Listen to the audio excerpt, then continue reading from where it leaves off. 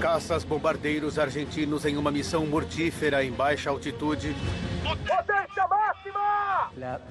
A verdade é que a altitude no estágio final era tão baixa quanto a nossa coragem permitia. Um navio de guerra britânico é o alvo pretendido. Eles estão em uma rota de colisão que pode custar centenas de vidas e mudar o curso de uma guerra. Agora! Desastres não acontecem simplesmente. Eles são provocados por uma cadeia de eventos decisivos. Vamos desvendar o que aconteceu pouco antes daqueles últimos segundos antes do desastre. Segundos fatais. Malvinas, o ataque invisível. Atlântico Sul, Ilhas Falkland, 25 de maio de 1982. A Grã-Bretanha e a Argentina estão em guerra há 54 dias. 6 horas da manhã. O HMS Coventry, um destroyer tipo 42 britânico, está situado no norte das Falklands. Com ele está a fragata Broadsword.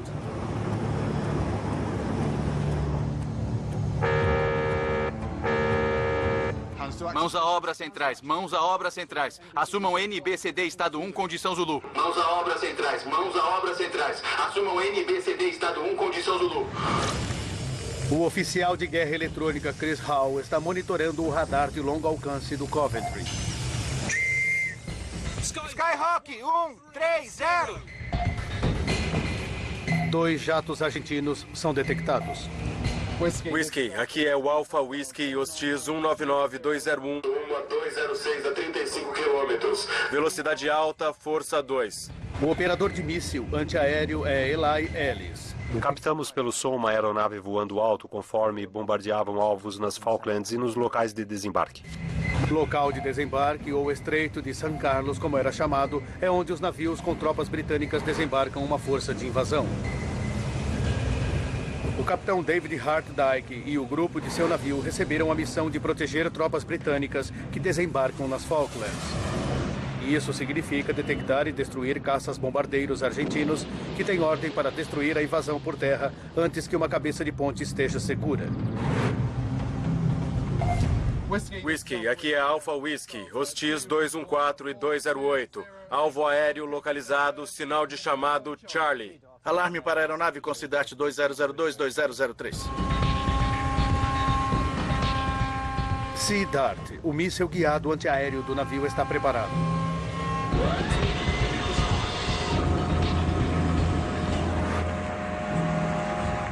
Todas as posições no ar. Investiguem alvo desconhecido 212, 38 quilômetros. SIDART, abata-os. Entendido.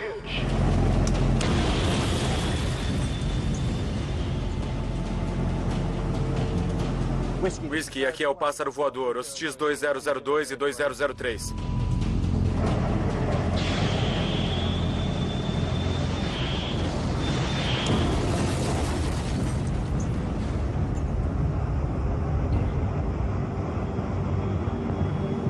Whisky, aqui é Charlie. Pássaros abatidos, 2002.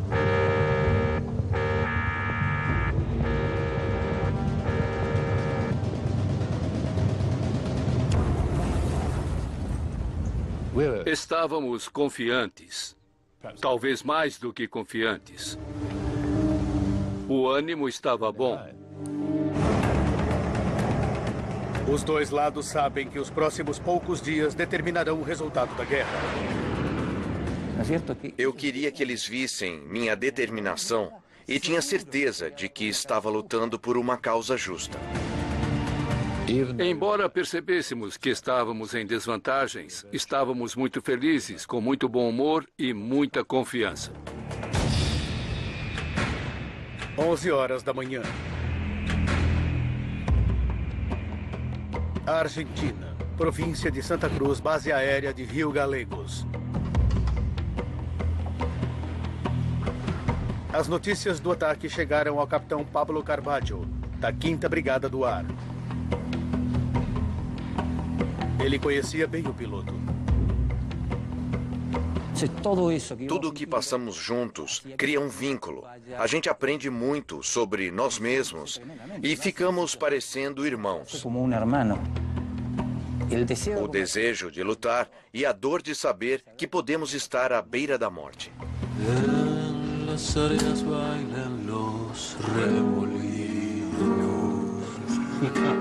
Os pilotos tentam aliviar a tensão enquanto aguardam as ordens.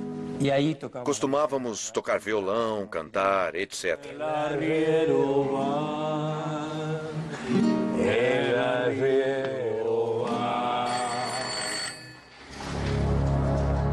Uma missão lhes daria uma chance de vingar os amigos.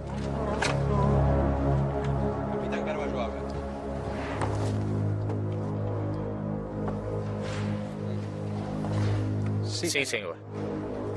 A missão era atacar 2 navios que estavam oferecendo cobertura por radar.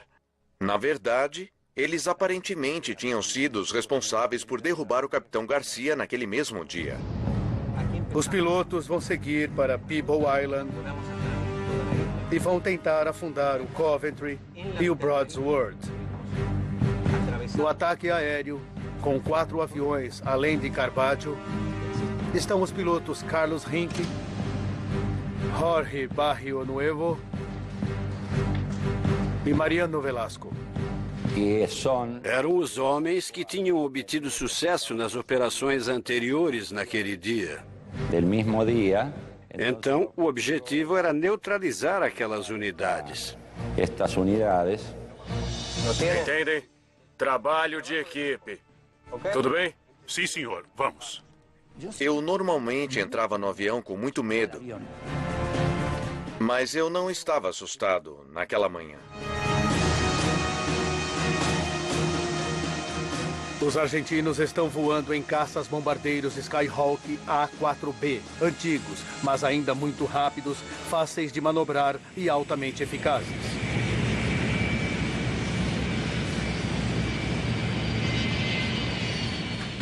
Doze e 15 da tarde. No Coventry, Hart Dyke recebe informação de uma equipe das Forças Especiais escondida em algum lugar na Argentina. Visitantes indesejados, senhor. O tenente-comandante Jamie Miller, especialista em inteligência, recebe o resumo das notícias. Recebemos uma mensagem de uma patrulha da SAS infiltrada, avisando-nos de que outro ataque aéreo tinha decolado. Obrigado, acho que já esperávamos por isso. O horário estimado de ataque é dentro de 1 hora. Eu sabia que iria ficar mais difícil, por isso ficamos alertas, mais ligados. O final do dia seria emocionante de uma maneira ou de outra. 12 e 45 da tarde.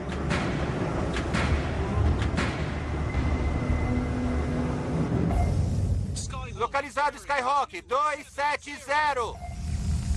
O radar do Coventry capta o grupo de voo de Carvalho a aproximadamente 420 quilômetros de distância. Desconhecido, nenhum IFF, sem conformidade com laser aéreo. Está na rota 199. AWO, confirme Skyhawks, localização 270.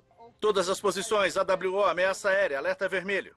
Hostis, 5556, 5557, 5558, 5559. Agora localizados 315, força 4, velocidade alta, 320 quilômetros. O problema de um ataque à luz do dia era que, além de podermos ser detectados pelo radar, também poderíamos ser detectados visualmente. Havia então uma chance enorme de que eles conseguissem nos alcançar e nos interceptar. Os pilotos voam baixo em uma tentativa de ficar fora da detecção do radar. Tão baixo que o sal marinho cobre a cabine de Carvalho. Eu não conseguia enxergar. Eu ia me matar. Então pensei, Que lugar é plano e nivelado? O mar. Então eu fui para o mar, evitando a ilha. Eu tive de inclinar a cabeça para olhar pela lateral do dossel. Então meu capacete bateu no plexiglass do dossel e ele ficou fazendo. A vibração passava para minha cabeça. Enquanto os 2 aviões de Carvalho cobrem a costa, os outros 2, liderados por Mariano Velasco, seguem para leste através das Ilhas Falklands, antes de virar para o norte em direção aos seus alvos. Whisky Alpha, aqui é Charlie. Novo desconhecido hostil. Rota 0557, curso 097, velocidade alta. 12h55 da tarde. 2 Skyhawks voam tão baixo que o radar do Coventry não consegue detectá-los.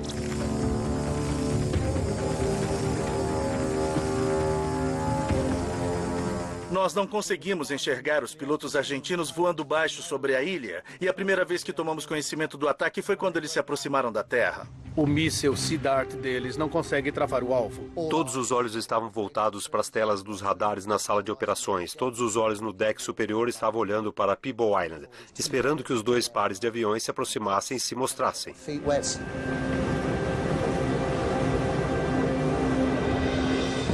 Sabíamos que o ataque estava chegando. Nós os vimos desaparecer pela Falkland Oeste. Era um jogo de espera.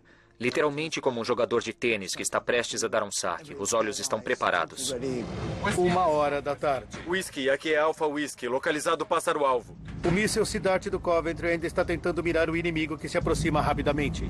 Whisky, aqui é Alpha Whisky, localizado pássaro-alvo, chamado de sinal Charlie. De repente... Atenção, localização verde 90, possíveis 2 pares de aeronaves, 32 quilômetros, localização verde 90, altitude baixa.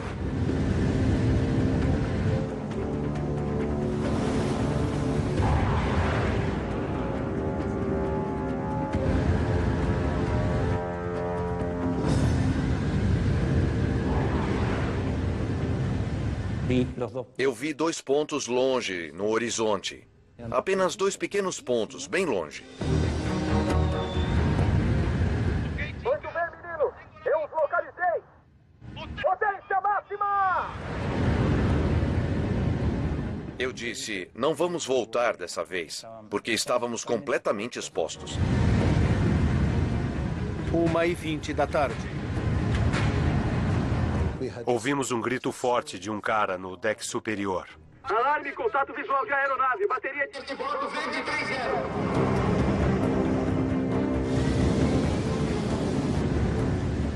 Os operadores de radar sabem que eles têm apenas alguns momentos para conseguir travar o alvo. Ficamos quietos na sala de operações, olhando para nossos sistemas de mísseis, olhando para o radar de vigilância para ver se conseguíamos travar o alvo. Não conseguíamos. Bateria de estibordo, pegue localização verde 3045, seguir estibordo DAS. O Coventry precisa utilizar uma defesa de tecnologia menor. Suas armas de 4,5 polegadas abrem fogo. Fogo!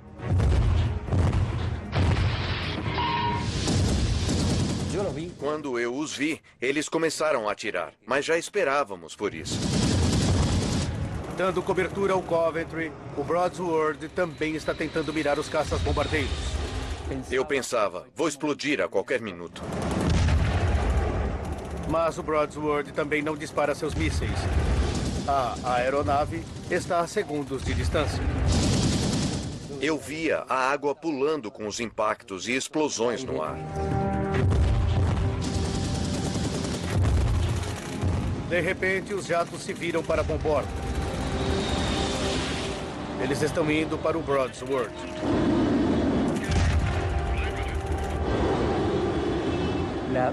A altitude no estágio final era tão baixa quanto nossa coragem permitia. 1h21 da tarde.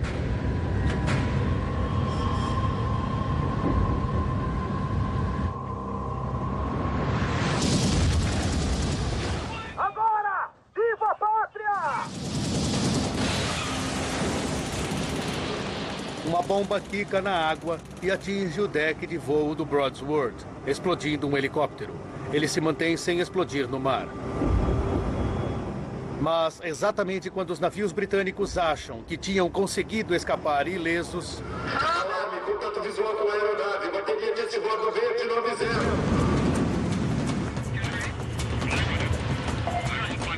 Eu olhei e à distância vi a silhueta, o perfil dos dois navios. Eu diria a cerca de 15 quilômetros de distância, fácil.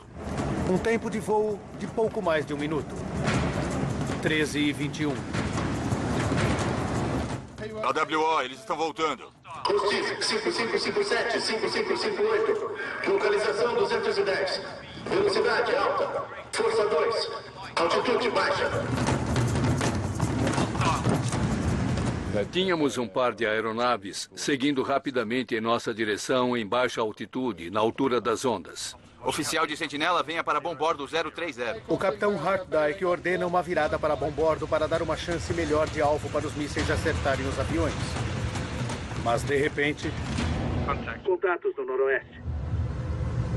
A última coisa que lembro foi meu primeiro oficial me dizendo: preste atenção em um avião vindo a noroeste. Possivelmente sendo atacado por 2 posições, Hartdyke ordena uma mudança de rota para este bordo para dar aos mísseis a melhor chance contra as 2 ameaças potenciais. Oficial de sentinela, direto a 140. Aumentar velocidade para 15 nós.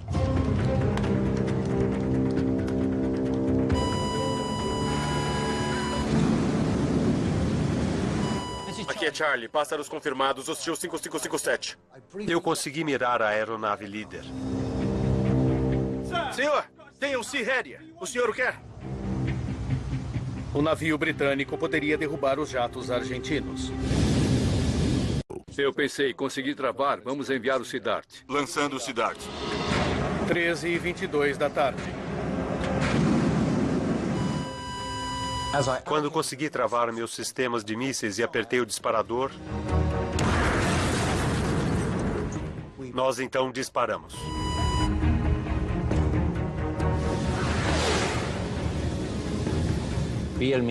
Eu vi o míssil passar a uns 300 metros da minha lateral.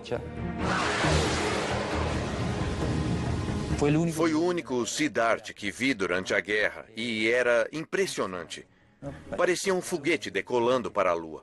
Siddharth deixou o lançador e saiu rasgando o ar. Agora, a aeronave está perto demais para o Siddharth acertar. Todos os soldados partem para se defenderem com armas e rifles. Resistam, resistam! O Broadsword chamou a atenção para o fato de que eles poderiam acertar os alvos.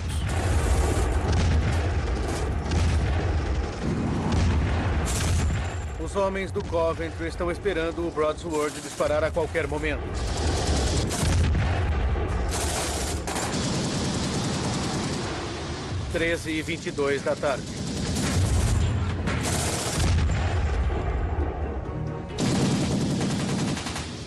Eu vi a superfície da água ser agitada pelas cápsulas de canhão vindo em nossa direção. E depois penetrando o casco embaixo de mim.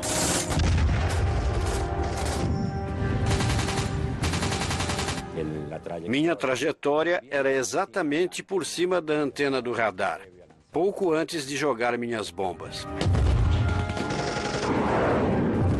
Abaixem-se, abaixem-se! Preparem-se, preparem-se!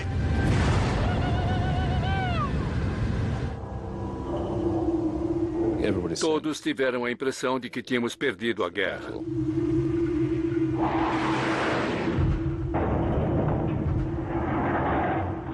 As bombas furaram o casco do Coventry. Só o que resta aos homens é esperar que os estopins de 3 bombas queimem. Atenção, controle. Acabamos de detectar um problema no nosso hardware.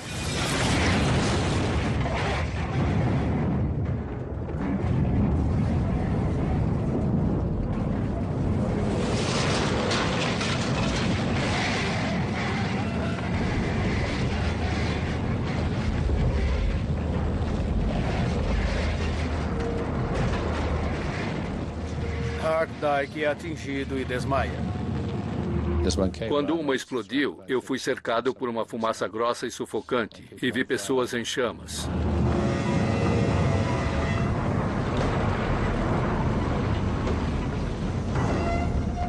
Estava conformado de que eu não iria sobreviver àquilo. A recordação do fato de que estamos à beira da morte não é uma coisa ruim. Na verdade, é bastante pacífica.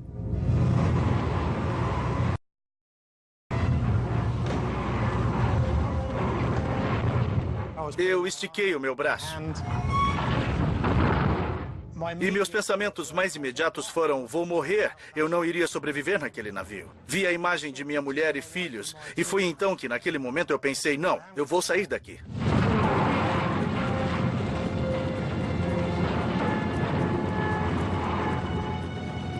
A gente sente uma espécie de agonia da morte do navio. Ele, de repente, fica instável.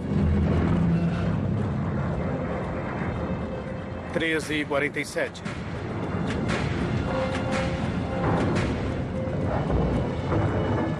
O navio começa a adernar bastante.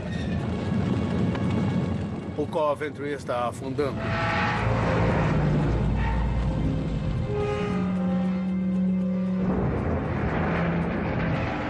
Os homens abandonam o navio. 261 sobreviventes são içados a bordo do Broadsword, mas 19 homens perderam a vida. O HMS Coventry é engolido pelas ondas.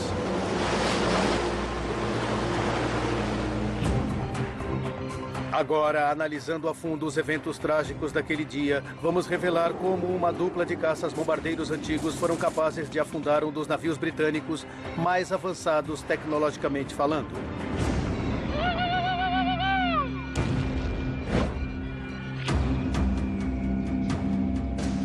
A Guerra das Ilhas Falklands começou no dia 2 de abril de 1982, quando tropas argentinas invadiram as minúsculas ilhas e reivindicaram sua posse. Os britânicos enviaram então uma força-tarefa para recuperá-las. Em sua longa carreira naval, o contra-almirante Philip Wilcox comandou um destroyer tipo 42 como o Coventry e serviu na Guerra das Ilhas Falklands. A primeira ameaça aérea enfrentada pela Marinha Britânica nas Ilhas Falklands foram os ataques com bomba através de aeronaves tripuladas. O destroyer tipo 42 tinha sido projetado para um papel bastante específico: ter como alvo bombardeiros soviéticos em altitude elevada nos mares abertos do Atlântico Norte com seus mísseis Sea Dart. O sistema de mísseis Sea Dart foi projetado para conseguir lidar com médias distâncias, ameaças em nível médio. Eles são ideais para acertar bombardeiros distantes em altitude elevada. Mas o comandante da força-tarefa nas Falklands, o almirante Sandy Woodward, fez com que o radar de longo alcance do Coventry fosse utilizado de maneira diferente, como um sistema de aviso rápido de ataques aéreos. O Coventry era o único destroyer naquele estágio que o almirante tinha como medida antiaérea e que tinha capacidade de alarme rápido.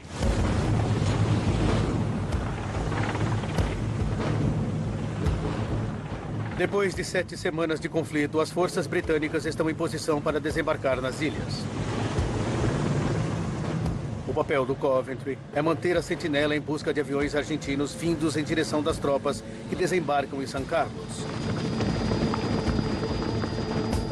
Esses desembarques são cruciais para a manutenção da esperança britânica em recuperar as ilhas. Mas eles são vulneráveis e se os bombardeiros argentinos os acertarem agora, as tropas em terra podem ser dizimadas. O Coventry estava oferecendo uma cobertura na parte norte das Falklands, do oeste e para a parte norte de San Carlos.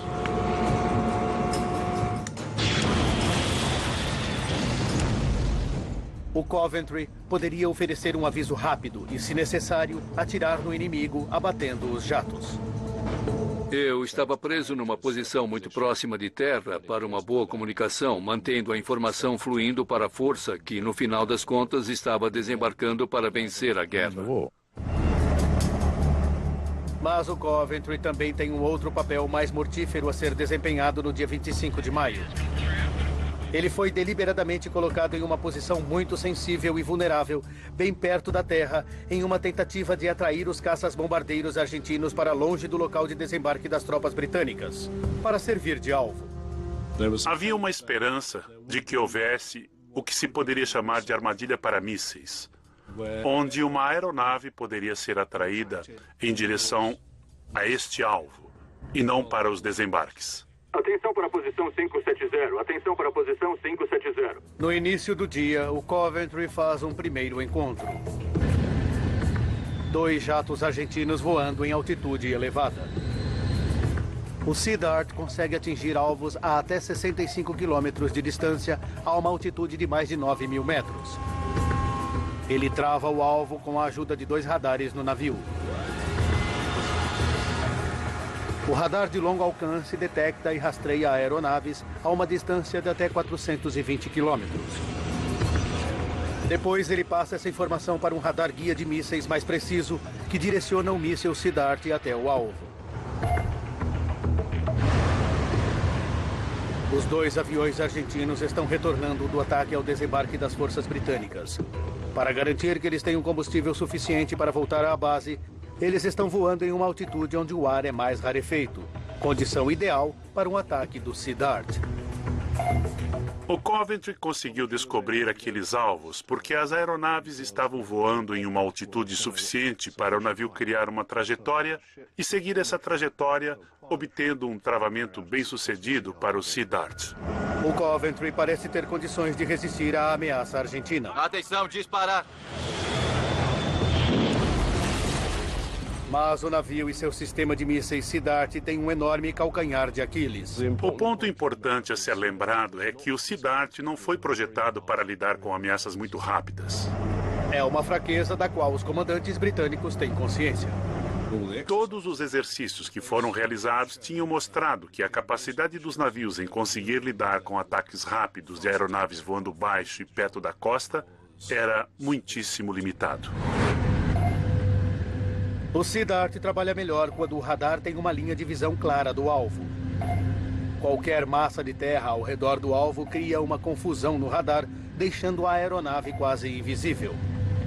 Infelizmente, sobre as Falklands leste e oeste, existe uma grande quantidade de terrenos altos e alguns vales baixos nos pontos cegos, além das colinas e muitas ilhas pequenas que criam uma grande confusão na imagem do radar.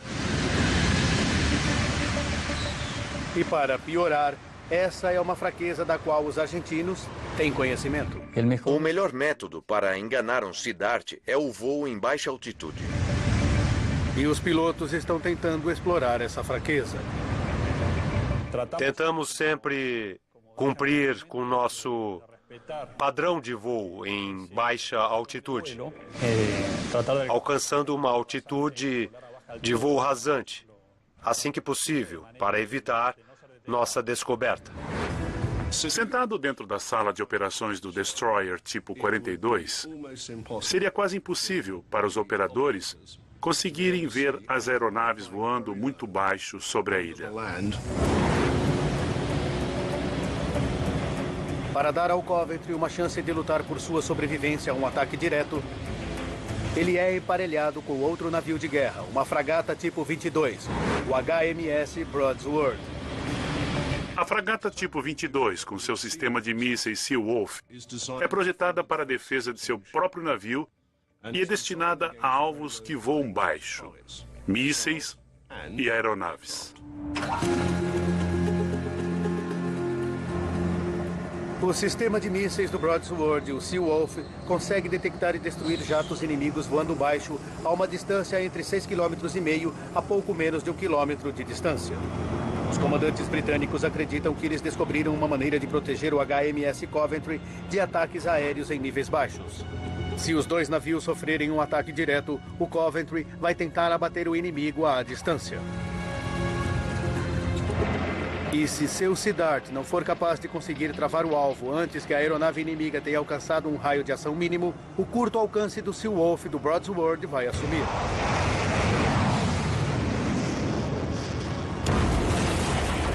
A A condição da fragata tipo 22 nesse papel é crucial. Se o Destroyer tipo 42 tiver de receber um certo nível de proteção contra uma aeronave tripulada voando baixo.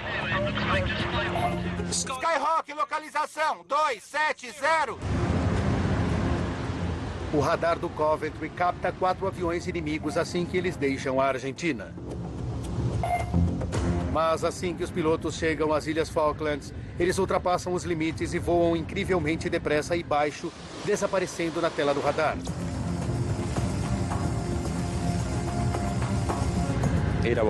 Nós tentamos voar o mais baixo possível, mas uma avaliação apropriada era essencial. Havia pilotos com habilidade extra para voar extremamente baixo. Uma vez eu tive uma sensação. Eu senti que raspei em algo numa montanha. Eu senti algo por baixo do avião. O radar do Broadsword às vezes consegue ver os aviões, mas seus mísseis não têm um raio de ação para abatê-los. Quando os 2 primeiros jatos argentinos reaparecem no radar do Coventry, eles estão a apenas 90 segundos de distância. O Coventry ainda tenta sobreviver.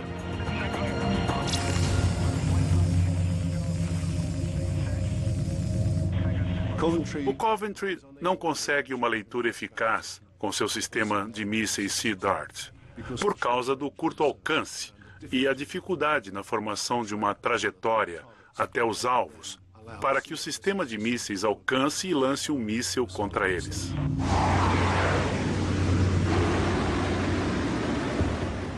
Já que o Coventry não tem condições de se defender, a missão sobra para o HMS Broadsword e seu sistema de mísseis de curto alcance.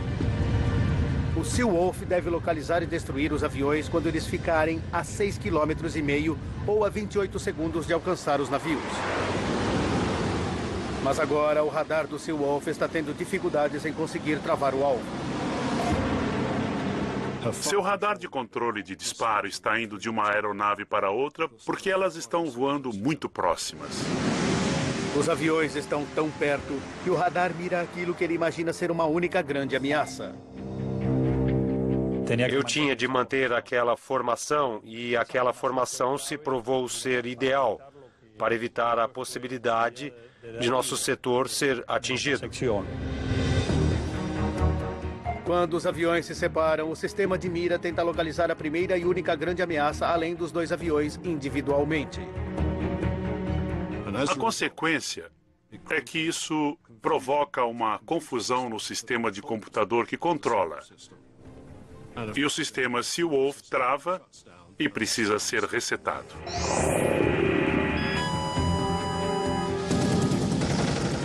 O Broadsword está efetivamente sem defesa e se torna um alvo aberto para o ataque dos Skyhawks.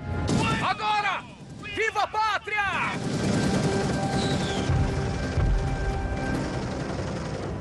Inacreditavelmente, graças a seu peso e velocidade, a bomba passa direto pelo navio.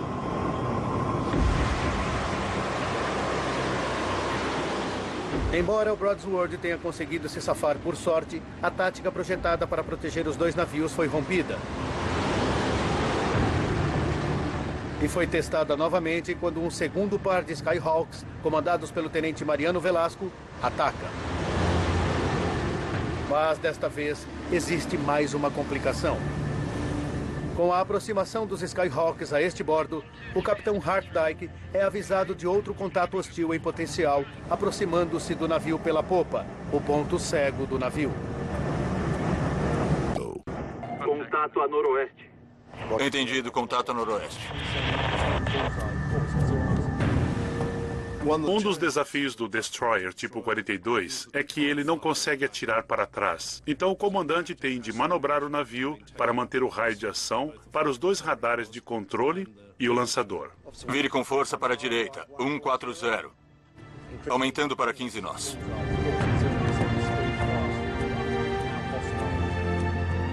Um desvio para este bordo é a maneira mais rápida de Hartdyke trazer as ameaças por trás e do sul para o seu raio de tiro.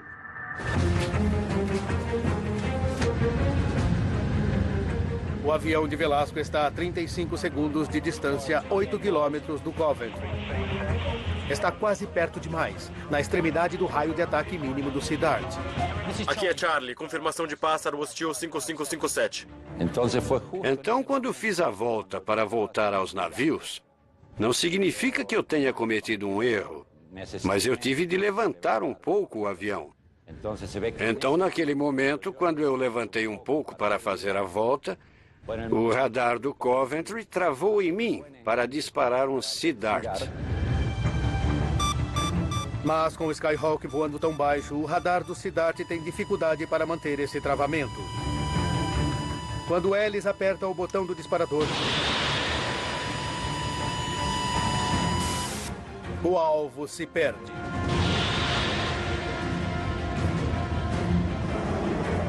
E o Coventry não consegue disparar novamente a tempo. A aeronave está a apenas 21 segundos de distância e o Coventry está dependendo de novo do Broadsword. E é claro que a esperança era que o Broadsword fosse capaz de abatê-los. Nos minutos críticos finais, Hard Dyke continua virando o Coventry para este bordo para conter a ameaça desconhecida vinda do norte. O radar do Broadsword mira os dois aviões. O Broadsword consegue uma boa mira em uma das aeronaves. Mas enquanto ele consegue fazer essa mira, o Coventry continua a virar para este bordo e fica atravessado, interrompendo a possível trajetória entre o Broadsword e os alvos possíveis que se aproximam do sudeste.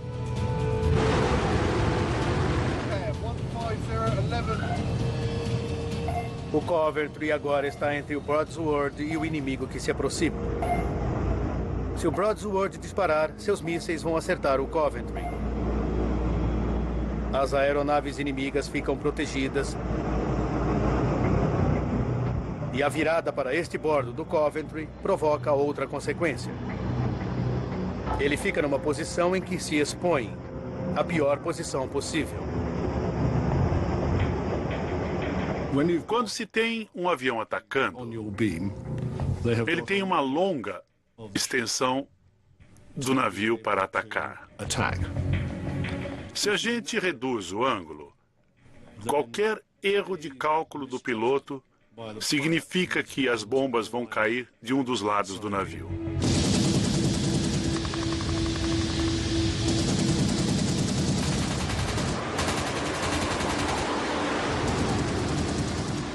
Quando o Velasco arremessa suas 3 bombas, o Coventry ainda está virando. Grande parte do alvo está exposto. Virando, virando, virando! Virando, virando, virando! Depressa, depressa, depressa! Virando, virando, virando!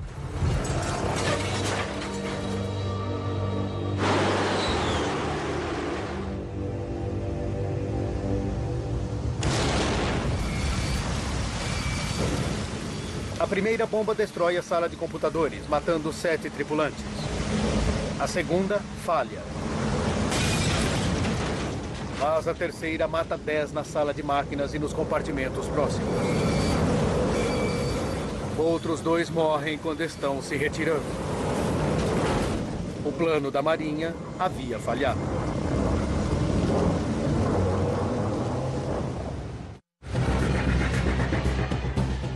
Agora, depois de investigar depoimentos dos envolvidos no ataque nunca antes ouvidos, podemos revelar a sequência de eventos que provocaram a morte de 19 marinheiros e a perda do HMS Coventry.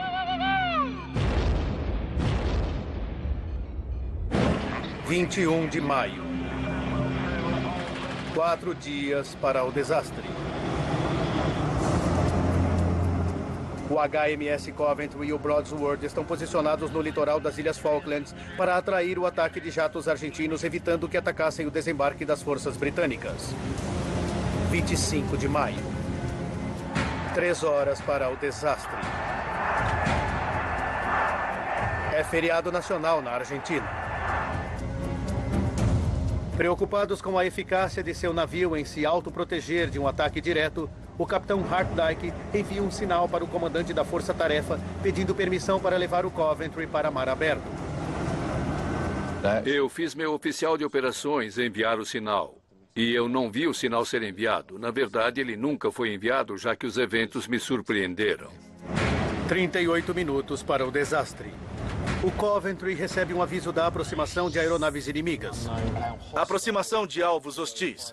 Verde 90. Alta velocidade. Força 2. O contato do radar se perde quando os argentinos voam muito próximos das ilhas.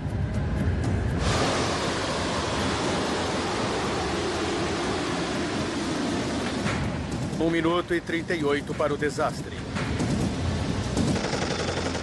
Um par de jatos ataca os dois navios. Agora! Viva a pátria! Eles rompem a defesa e realizam um golpe certeiro no Broadsword. A bomba não detona. Alarme de contato visual. Bateria verde 90. Segundos depois, um outro par de caças bombardeiros é visto em aproximação pelo sul. 41 segundos para o desastre. Hart Dyke é avisado de que há mais aviões a noroeste. Localização noroeste. Ele ordena uma virada para este bordo para manter as duas ameaças em seu raio de tiro. Virando para este bordo. 140. 34 segundos para o desastre. O Siddharth do Coventry consegue mirar a segunda leva de jatos. Disparar Siddharth. Ele é disparado, mas erra o alvo. A defesa dos dois navios agora depende do Broadsword. Mas há um problema. A tática combinada de defesa com míssil só vai funcionar se houver uma combinação cuidadosa dos movimentos dos dois navios. A primeira vez que eles tiveram de realizar essa relação entre os dois foi quando eles chegaram aqui, ao norte das Falklands Oeste. Acho que tínhamos 2 ou 3 dias até o fim. 24 segundos para o desastre. Os mísseis Seawolf do Broadsword miram os jatos. Mas no calor da batalha e sem ter tido chance de treino, as comunicações entre os dois navios se perdem. O Coventry vira para este bordo e o Broadsword também, resultando em um bloqueio do travamento da mira dos mísseis Seawolf. Os dois navios ficam sem proteção.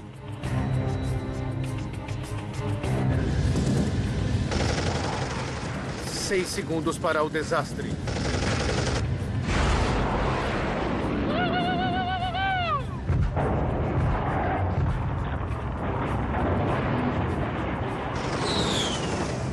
As 3 bombas de Velasco rompem o casco a bombordo do Coventry.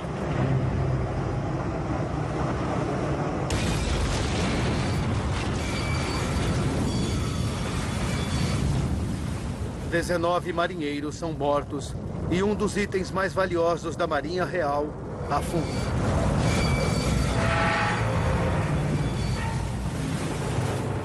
A ameaça desconhecida vinda do noroeste que forçou o Coventry a fazer a sua virada para este bordo nunca foi identificada e nunca apareceu.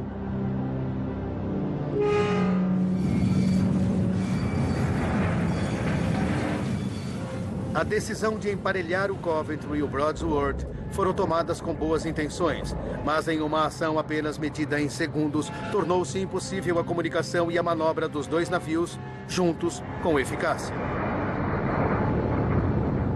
A sensação de saber que completamos nossa missão com sucesso é subjugada pela dor do outro. Porque quando atacamos alguém, estamos atacando um ser humano. E isso é algo que carregamos para o resto de nossas vidas. Mas ao se colocar em perigo deliberadamente, o Coventry conseguiu cumprir o papel ao qual foi requisitado: atrair os caças-bombardeiros argentinos para longe do local de desembarque das forças britânicas, salvando as vidas de inúmeras tropas em terra. Quando ouvi o que as pessoas disseram depois, houve um fuzileiro real que estava na areia, depois de ter desembarcado da força anfíbia, que disse: "Graças a Deus pelo Coventry. Se não fosse por ele, teríamos sido nós." Na verdade, pode-se dizer que foi um sacrifício necessário, entende? Nós permitimos o desembarque das forças para consolidar a costa e lutar para vencer a batalha. Antes nós do que eles. Versão Marshmallow São Paulo.